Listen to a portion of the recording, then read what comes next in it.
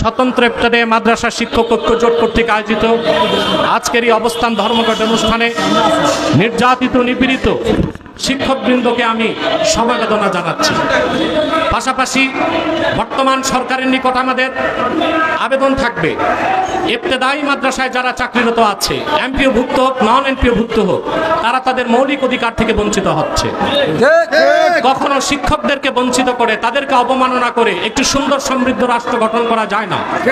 পৃথিবীর প্রত্যেক উন্নত রাষ্ট্রে শিক্ষকদেরকে সর্বোচ্চ মর্যাদা দেওয়া হয়, তাদের অধিকারকে সমুন্নত রাখা হয়। সেখানে বাংলাদেশে শিক্ষকরাই সবচেয়ে অবহেলিত।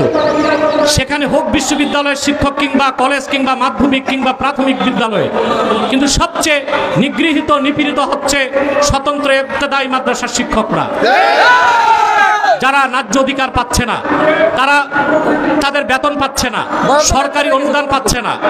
অসংখ্য শিক্ষক এখন বেকারত্বের সাথে জীবন যাপন করছে।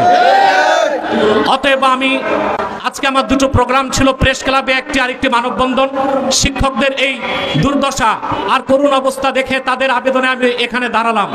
আমি বাংলাদেশের আলেম ওলামা পীর মাশায়েখের পক্ষ থেকে বর্তমান সরকারকে বলবো, নিগৃহীত নিপীড়িত অল্প বেতনভুক্ত অথচ এদেশে মানুষ গড়ার কারিগর ইবতেদায়ী মাদ্রাসার শিক্ষকদের ন্যায্য অধিকারকে আদায় করা হোক এবং তাদেরকে যে প্রতিশ্রুতি দেওয়া হয়েছে দ্রুততা বাস্তবায়ন করে এই শিক্ষকদেরকে ঘরে ফিরে যাবার সুযোগ করে দেওয়া হোক।